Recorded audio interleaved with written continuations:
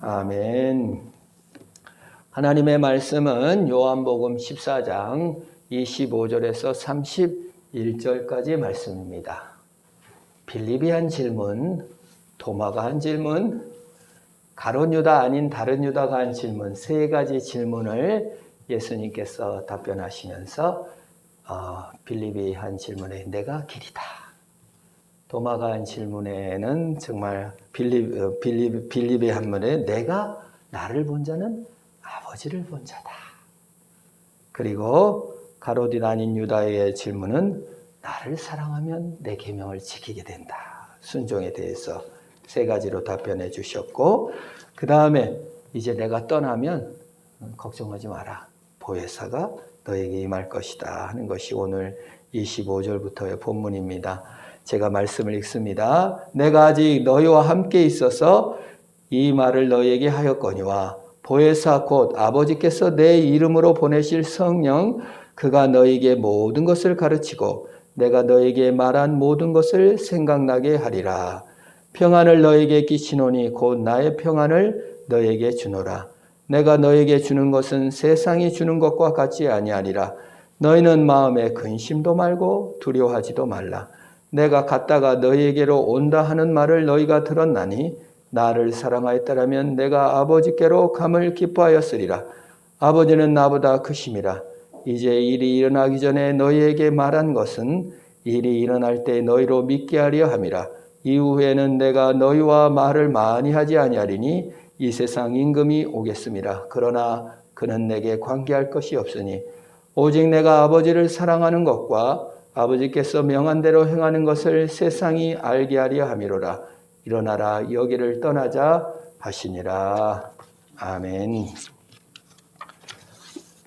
예수님께서 떠난다. 예수님께서 죽는다. 그 말이. 여러분 이제 혹시 여러분이 세상 떠나게 됐다. 그러면 자녀들에게 마지막으로 무슨 말을 남기고 싶습니까? 또 부모님이 떠난다 할 때 자식한테 무슨 얘기를 듣고 싶습니까?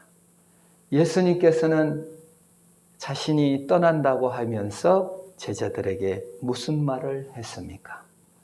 내가 너희를 버리지 않고 평안을 너희에게 준다라고 얘기하셨습니다. 예수님은 항상 이기적이고 자기중심적인 분이 아니라 이타적이고 우리를 생각하고 성부를 생각하는 줄 믿으시기를 바랍니다. 우리가 사랑하는 사람들이 세상을 떠날 때 이기적인 모습으로 너를 용서하지 못한다 이런 말을 하고 간다면 얼마나 섭섭하겠습니까? 아들아 미안하다. 내가 잘못한 거 있으면 다 용서해라. 용서의 말을 남기고 가면 참 좋겠죠? 또 우리도 그런 소리, 이타적인 말, 관계 중심적인 말을 듣는 것을 참 좋아합니다. 남을 이겨야 행복한 게 아니고 좋은 관계가 있어야 행복하고 아름다운 것이며 아름다운 세상입니다. 미국의 로제타 마을, 그리스의 이카리아, 일본의 오키나와현의 마을, 이탈리아 사르데나 마을이 세계적인 장수촌입니다. 그래서 어떻게 하면 사람들이 그 마을 사람들이 이렇게 오래 사나 연구를 해봤더니 어떤 마을은 막 돼지고기도 많이 먹고 어떤 소고기도 많이 먹고 술도 잘 먹는 마을도 있었어요. 담배를 피는 마을도 있었어요. 그런데도 다 오래 살아요. 그 연구를 한 거예요. 여러 연구가 있습니다. 식습관도 있고 뭐라. 근데 공통점이 있는 거예요. 라이프 스타일이 관계 중심적이에요. 이타적이에요. 서로 좋아하고 관계가 좋은 마을이 오래 살더라 그 말이. 로제타 마을 같은 경우는 아주 오래 살았는데 산업화되면서 새로운 사람들이 유입되면서 미국 전체 마을하고 똑같이 다 평균 수명이 같아져 버렸어요. 낯선 사람 오고 모르는 사람 오니까 서로 자기중심적, 만나지 않고 행복하지 않으니까. 자기 주도적으로 뭔가를 하면서 일도 하고 90이 넘었어도 그런 사람들이 오래 살더라. 그 말입니다. 뒷방 늙은이로 어머니 그 뒤에 있으세요. 아무 의미 없이 앉아있는 삶은 오래 살지 못하는 거예요. 우리 리차드 도킨스라는 영국 유명한 학자가 이기적인 유전자라는 책을 쓰고 신을 만들어진 신이라는 책을 썼습니다. 그걸 통해서 예수 믿고 목사님 아들도 배교하고 아버지 목사랑 싸우고 집 나가는 아들도 많이 생겼어요. 어찌나 글을 똑똑하게 잘 썼던지. 이기적인 유전자가 살아남고 경쟁에서 이긴 자가 살아남을 것이라는 책을 썼어요. 리차드 도킨슨이. 그리고 이 젊은 사람들이 그 책을 읽고 반해가지고 하나님 헛것이구나. 그러나 이 세상에서도 관계 중심적이고 이타적이고 남을 위하는 사람들이 더 행복한 마을이고 오래 살더라 그 말입니다. 예수님께서 이 땅에 오셔서 너무나 이타적으로 성부 하나님께 영광을 돌리고 우리 사람들이 예수님 떠난다고 하면 얼마나 실망할까, 얼마나 좌절할까, 얼마나 놀랄까 이렇게 생각하고 뭐라고 말합니까? 내가 떠나는 것이 너희에게 더 유익하다. 너에게 보혜사 성령을 너에게 보내주겠다. 내가 아직 너희와 함께 있어서 이 말을 너희의 하였거니와 26절에 보혜사 곧 아버지께서 내 이름으로 보내실 성령 그가 너희에게 모든 것을 가르치고 내가 너희에게 말한 모든 것이 생각나게 하리라 그 말입니다. 자, 성령은요 예수님 대신 보내주신 예수의 영입니다. 성령은 누구라고요? 예수님 대신 예수님을 통하여 보내주신 예수의 영입니다. 그래서 성부, 성자, 성령 삼위일체 하나님을 우리가 믿는 거예요. 그러니까 성령은 예수님 대신 왔어요. 예수님이 십자가에 죽으시고 부활하시고 승천하셔서 하늘 올라가셨어요. 그거는 원래 창세 전부터 성부, 성자, 성령이 함께 계셔서 원래 있던 자리로 올라가신 겁니다. 그리고 예수님 대신 성령을 보내셔서 영원히 우리와 함께 해 주시는 것이에요. 그러면 제자들이 예수님이 떠나게 됐다. 그러면 어떻게 됩니까? 잘 됐네요, 예수님. 원래 창세 전부터 성부 하나님과 함께 계셨는데 이제 완전체로 이제 성육신 그 역할 끝내시고 성부 하나님께 가니까 잘 됐어요 하고 기뻐해야 되는데 기뻐하는 제자들은 하나도 없었다. 전부 다 예수님은 아무도 생각 안 해주고 우리는 어떡하라고요? 예수님 나를 따르라 해서 예수님 따라갔는데 예수님 따라가면 출세할 줄 알았는데 아니 예수님 가버린다면 우리는 어떡하라고요? 이렇게 얘기를 한 거예요. 어떻습니까 여러분? 이게 이기적인 제자들이죠. 스승의 마음은 하나도 생각을 안 하고 나는 어떡하라고요? 우리가 부모를 생각할 때 부모가 생각할 때 어떡합니까? 내 입장으로 생각합니다. 나는 어떡하라고요? 부모의 마음 입장을 고려하지 않아요. 자식들이 어떻습니까? 내 입장만 생각하는 거예요. 이걸 이기적, 자기중심적 사고라 합니다. 이거는 뭐 여러분 나쁘다고 얘기하는 게 아니라 아담의 후예로서 하나님을 배반하고 내가 왕이 돼서 내중심적으로 살겠다고 하나님을 배반한 죄인의 마음의 특성이 자기중심적 사고, 이타적인 사고를 갖지 못해요.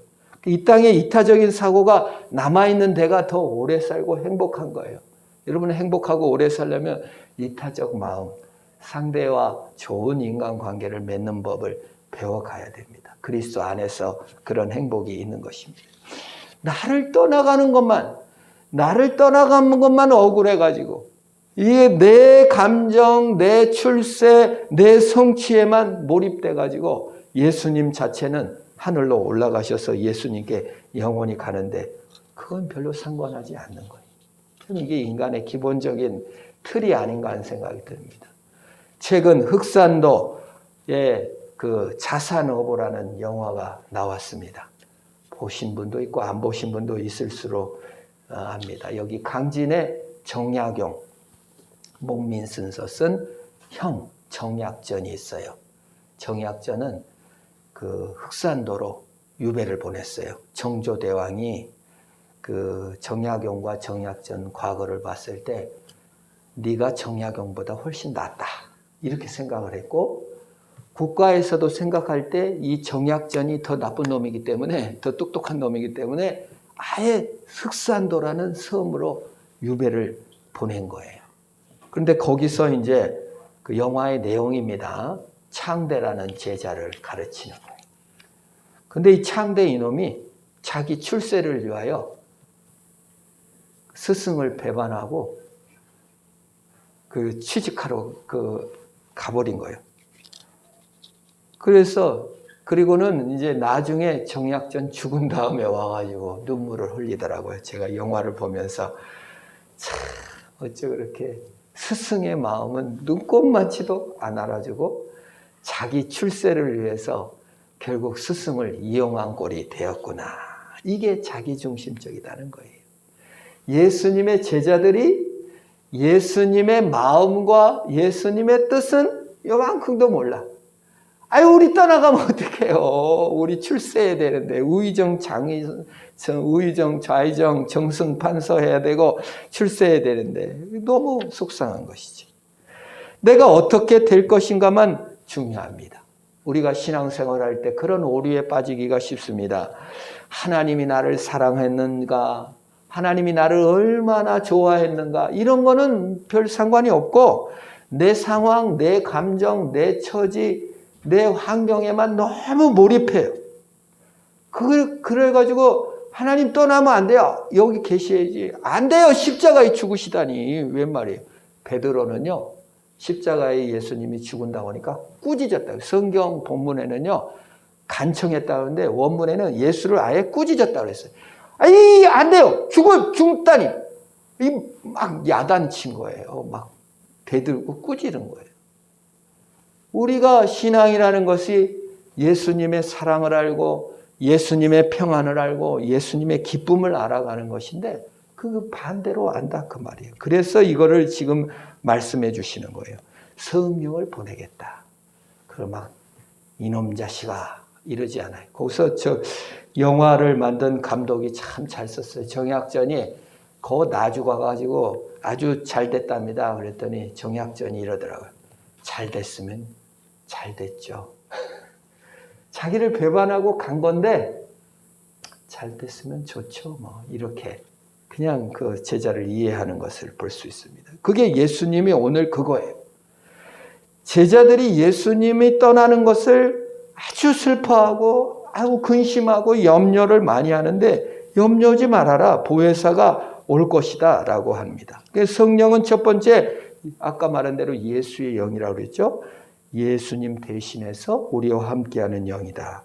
둘째 뭐라고 합니까? 모든 것이 기억나게 하는 분이다. 깨닫게 하는 분이다. 그게 성령이다. 그 말입니다. 여기서 중요한 것이요. 과거 우리 한국에서 기도 많이 한 사람들이 이단이 되고 예수가 되기도 합니다. 그래서 한국에 전 세계적으로 자칭 예수라는 사람이 그렇게 많고 여호와 하나님이라는 사람도 25명이나 된다. 너무 많아요. 근데 그런 사람들의 특징이 기도를 많이 합니다. 능력을 받습니다. 이 말씀의 오해에서 생기는 겁니다. 자, 성령이 임하고 기도를 많이 하면 내가 특별한 존재가 되는 게 아니에요. 오늘 성령께서 하시는 일은 예수의 영인데 계시를 깨닫게 하시고 기억나게 하시는 것이지 새로운 계시를 주는 게 아닙니다. 여기에 많은 오류를 우리가 범해요. 우리가 뭔가 내가 새롭게 된다는 것은 새로운 계시를 받는다는 게 아니에요. 우리가 믿음 생활을 하면 우리가 무슨 특별하게 지위가 높아지고 예수 안 믿는 사람보다 훌륭해지는 게 아닙니다. 말씀을 완성하고 보완하는 것이 성령의 영입니다. 우리가 예수를 믿어 성령을 받습니다. 그러면 성령께서는 말씀을 보완하고 완성하도록 하는 것입니다. 우리가 교회를 다니면서 남보다 특별한 존재가 된다고 생각하면 안 됩니다. 믿지 않는 자보다 더 낫다고 생각하면 큰 오해입니다. 신학을 해서 공부를 해서 목사가 돼서 일반 성도보다 우월한 존재가 됐다고 하면 그건 착각입니다. 공부를 많이 해가지고 의사가 되고 판사가 되고 검사가 되고 돈을 많이 벌게 되면 특별한 존재가 된다고 착각해요. 특별히 한국 사회에서는. 그래서 갑질을 합니다. 더 우월한 인간이 돼버립니다. 돈을 많이 벌면 특별한 존재가 됩니다. 우월한 존재가 되고 맙니다. 그래서 갑질을 시작합니다. 그 예수님이 보내신 성령은 말씀을 보완하고 완성하라고 성령을 보내주셨는데, 그래서 우리가 성령을 받고 예수를 믿었으면 예수님의 말씀을 보완하고 완성하는 존재지 더 나은 우월한 자가 되는 것이 아닌 줄 믿으시기를 바랍니다. 우리는 항상 여기에서 속습니다. 더 낫고 우월한 자가 되고 싶어 해요. 더 낫고 우월한 교회를 가고 싶어 합니다. 더 낫고 우월한 체험을 하기를 원합니다. 더 낫고 우월한 해석을 듣고자 합니다. 그러면 자기가 더 우월한 것처럼 착각하기 때문이에요. 더 우월한 복음은 없습니다. 예수의 복음은 모든 사람에게 평등하게 주셨어요. 나를 사랑으로 오셨습니다. 평등주의가 깨지면 복음이 아니에요. 우월 복음은 없어요. 더 나은 복음은 없어요. 오직 주님의 복음이 있을 뿐입니다. 그것이 성령 충만입니다. 그러므로 성령을 받았다면 내 마음대로 할 권리를 획득한 것이 아니에요. 내 원하는 것을 성취하는 것이 아니에요. 내 자랑의 권리를 위하여, 내 이름을 위하여 공부하지 않고 이제 공부를 해서 하나님의 영광을 위해 말씀을 보완하고 완성하는 일을 하는 겁니다. 돈을 벌어서 구제하고 정의와 사랑을 위해 쓰는 자가 되는 것입니다. 사랑을 완성하고 보완하는 것. 성령께 영광을 돌리고 아버지 하나님께 영광을 돌리는 것. 그것이 보혜사 성령의, 예수님께서 그렇게 하셨습니다. 가장 능력이 많지만 우리 인간보다 우월하다고 주장한 것이 아니라 하나님보다 우월하다고 주장하지 않고 오히려 나보다 크다, 하나님이 나보다 크다라고 얘기하시고 항상 보내신 아버지의 뜻을 충성하고 사람들을 사랑하고 사람들의 관점에서 위에 준 것을 보게 됩니다. 이것이 예수님께서 말씀하신 것. 평안을 27절에 평안을 너에게 준다. 곧 나의 평안을 너에게 주노라. 내가 너에게 주는 것은 세상이 주는 것과 같지 아니하니라. 너희는 마음에 근심도 말고 두려워하지도 말라고 얘기하고 있는 것입니다. 그리고 28절에 내가 갔다가 너에게 온다 하는 말을 너희가 들었나니 나를 사랑하였더라면 내 아버지께로 감을 기뻐하였으리라. 아버지는 나보다 크심이라. 아버지는 나보다 크다. 그리고 이걸 보고 오해를 해가지고 봐라. 성부께서 성자께서 성부가 나보다 크다고 했는데 삼위일체 하나님이 아니고 성자는 피조물이 아니냐 이렇게 오해하는 사람들이 있습니다. 그런 개념이 아니에요. 만일 제가 문재인 대통령을 향해서 문재인 대통령이 나보다 크다라고 얘기하는 것은 내가 문재인 대통령을 나보다 우월한 신으로 섬기겠다는 말입니까? 하는 일과 역할이 나보다 많다라는 뜻이죠. 성자께서 성경에서 성부를 향하여 나보다 크다고 했을 때 예수 그리스도의 존재적 우월성이 아니라 성부는 보내시고 성자 예수는 성육신 하셔서 십자가에 죽으시고 부활하셨습니다. 그 역할에 있어서 아버지의 영광이 성자 성육신의 영광보다 많다라는 뜻에 나보다 크다라는 거예요. 이걸 오해해서 이 문자 그대로 이걸 보고 이걸 삼위일체를 거부하고 새로운 아리우스파라든지 이런 사람들이 많이 있습니다. 그런 뜻이 아니에요. 성경을 전체적으로 봐야 됩니다. 그리고 예수 그리스도께서 평안을 너에게 준다라고 하시면서 나보다 더 크다라고 말씀한 것을 볼 수 있습니다. 우리가 평안을 어떻게 하면 누릴 수 있나를 보여주는 거예요. 주님이 나보다 큰 것을 아시는 저와 여러분 되기를 바랍니다. 그래야 평안을 누려요. 예수님이 주신 사랑, 예수님이 주신 평안, 예수님이 주신 기쁨이 큰 줄 알 때 우리가 평안을 받을 수가 있습니다. 어느 여성이 남편이 일찍 죽었어요. 아들 하나가 있었는데 교통사고 나서 아들도 죽었어요. 그래서 앵무새를 키우는 거예요. 앵무새가 오래 산답니다. 80살도 살고 100살도 사는 앵무새가 있대요. 그렇게 오래 사는지 몰랐어요. 근데 앵무새가 말을 따라하잖아요. 이 부인이 남편도 없어, 자식도 없어. 유일한 친구가 앵무새야. 90 넘게 살았도 30년간을 키웠는데 이 앵무새가 차로 갈 때마다 주인에게 안녕, 잘 가, 내일 또 봐. 그 세 마디를 주인에게 했대요. 너무 위로를 받았대. 참 사람의 위로를 받고 사람에게 친밀하면 너무 좋겠지만 남편도 죽고 자식도 죽었으니 어떡합니까? 앵무새를 그렇게 애기중지하게 키우는데 90 다 됐으시더라고. 근데 하루 저녁은 앵무새가 인사를 했는데 안녕, 잘 가 하고 끝. 원래 세 마디. 내일 또 봐 해야 되는데 그 앵무새가 그 인사를 안 했대요. 그래서 이놈 왜 그 인사를 안 하지? 참 희한하다 하고 잤는데 이튿날 깨어보니까 앵무새가 죽었다래. 그래서 앵무새가 자기 갈 줄 알고 내일 볼 수 없음을 알고 안녕 잘 가라고만 하고 내일 또 보자는 인사는 안 했나보다. 그렇게 서럽게 울고 앵무새를 아주 성대하게 장례를 치렀다는 실화입니다. 이게 몇 주 전에 일어난 일이었어요. 그러면 여러분 우리가 애완견에게도 얼마나 위로를 받고 최근에 어느 분하고 통화를 했는데 고양이가 병이 들어가지고 100만 원 들었대. 근데 또 우리 어느 분은 우리 개가 병이 걸렸는데 250만 원 들었대. 보험이 안 돼가지고 부르는 게 갑이랍니다. 왜 우리가 고양이나 개나 새에게 위로를 받습니까? 나와 함께 해주기 때문에 슬플 때나 기쁠 때나 나와 함께 해주기 때문에 위로를 받습니다.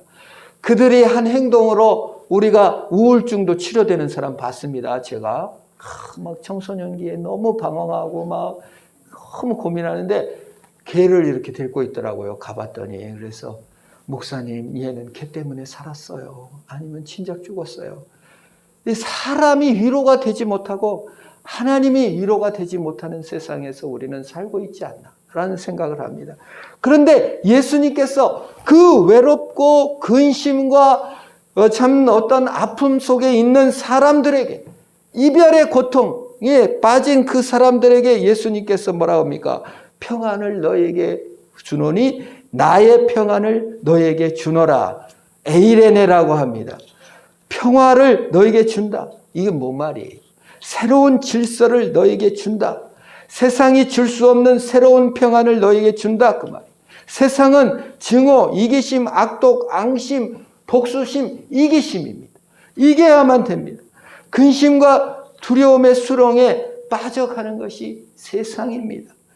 여러분 세상에 뭐 평화가 있습니까? 평안이 있습니까? 어떻습니까? 정말 세상이 너무 평안. 그게 없는 거예요. 인간은. 인간 내에는 그것이 없습니다. 여러분 사는 것이 너무 복수심과 증오로 가득 찬 거예요. 그 고리를 끊지 않으면 예수님의 평안을 받지 못합니다. 인간의 근심과 두려움의 고리를 끊어야 합니다. 참 안타깝습니다. 저 TV를 보는데 어느 여인 부부가 사는데 남편이 중풍에 걸려 쓰러져 있는 거예요. 근데 이제 올케하고 시어머니가 가면은 며느리가 막 너무 남편을 잘해주는 것 같지. 근데 너무 분위기가 이상해. 그래서 올케가 원래 그런 일을 잘하잖아요. 몰래카메라를 다 설치해놨어.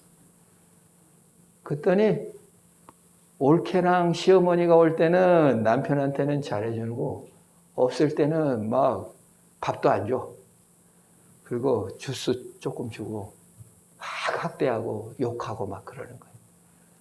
그래서 뭐 병원에 입원하면 막 그냥 올케였냐고 시어머니가 오면 너무 잘해주는 것 같이 하는 거예요. 근데 그 올케가 그 몰래카메라를 딱 틀어주면서 이렇게 학대했다고 경찰에 고발해서 경찰이 잡으러 왔어요. 잡혀가요. 근데 아들이 나서가지고 안 됩니다. 어머니는 잡혀가면 안 됩니다. 아빠가 얼마나 어렸을 때부터 두들겨 패고 때리고 집 나가서 9년이나 안 들어오고 돈도 안 주고 얼마나 학대했는지 말도 못합니다. 그래서 이제 올케가 고소했는데 그 남편이 말을 중풍으로 말을 못하는데 그 손바닥에다가 미안하다고 쓰고 고소를 취하해서 고소가 취하됐다는 실화를 본 적이 있습니다. 참 인간사 속에 네가 나를 학대했으니 나도 너에게 복수할 거야. 네가 나한테 해준 것이 무엇이었어? 나는 너에게 보복하고 말 거야. 이것이 세상의 일입니다. 예수님께서는 여기서 세상이 주는 것 같지 않다. 세상은 보복입니다. 세상은 행한 대로만 합니다. 세상은 내가 하기 나름에 있습니다.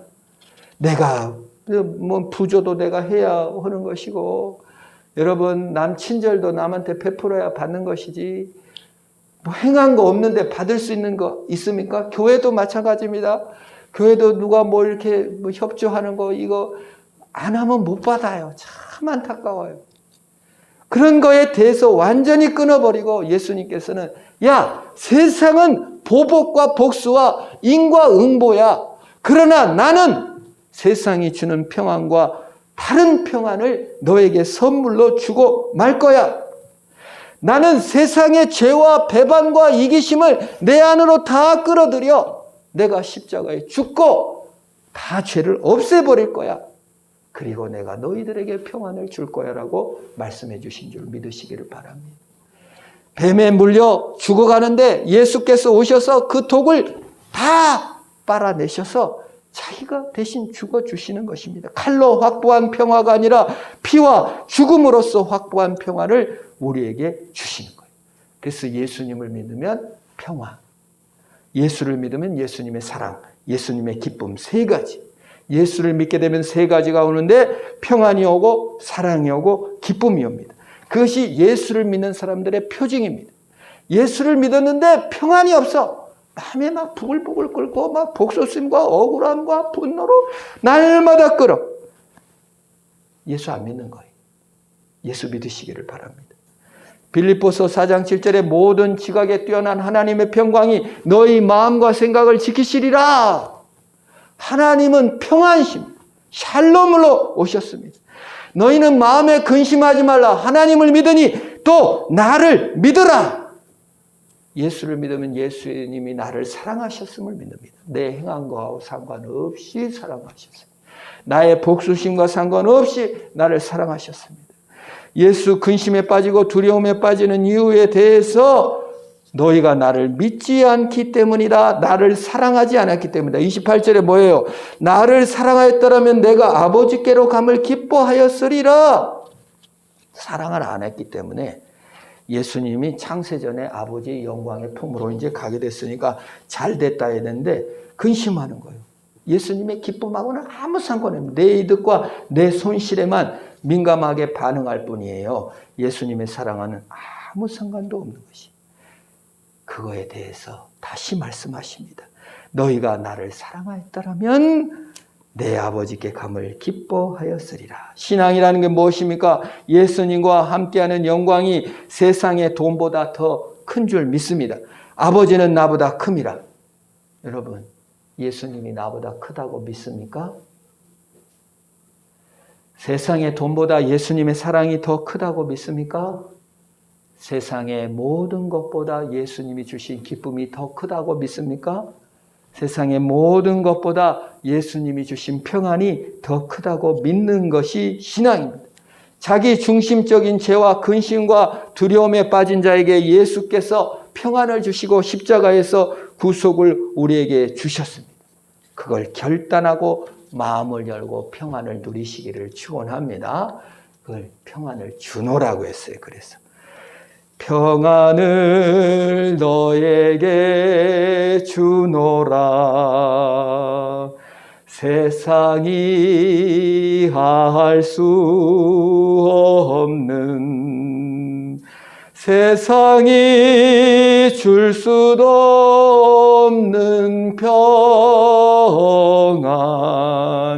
평안, 평안,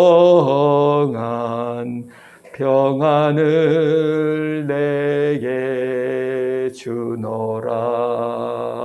아멘. 신앙의 결단이라는 것이 무엇입니까?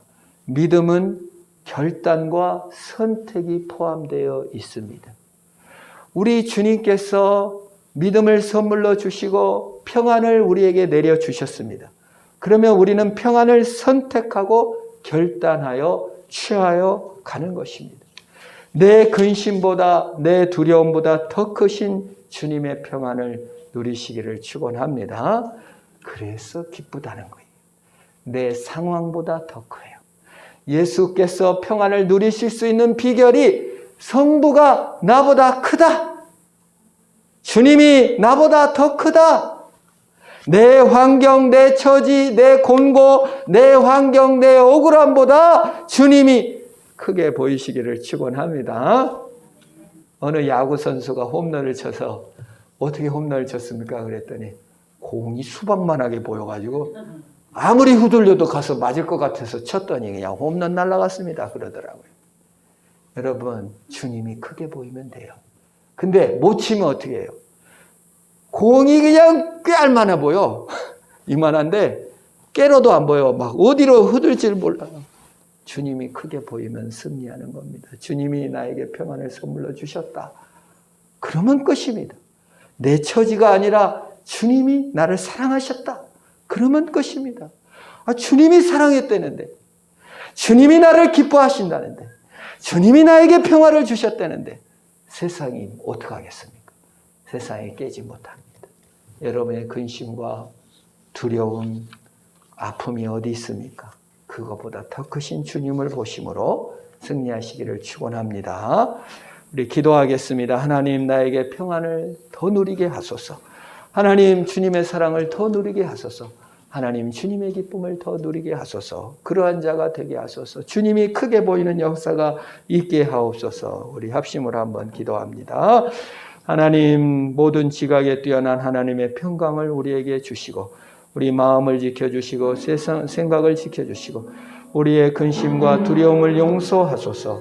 예수를 크게 보지 못하여 예수를 모기보다도 먼지보다도 작게 보는 이 어리석은 마음들을 고쳐주시고, 주 예수 그리스도로 말미암아 승리하는 우리가 될 수 있도록 복을 내려